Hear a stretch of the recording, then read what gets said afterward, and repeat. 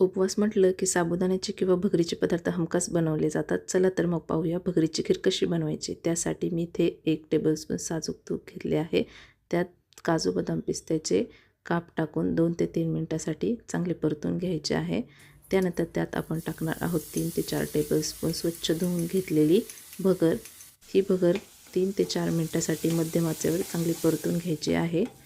भगर सतत परतत राहायची आहे, नाहीतर ती तळाला चिकटून बसेल. त्यानंतर त्यात टाकणार आहोत 1.5 कप दूध, म्हणजे अंदाजे 350 ml.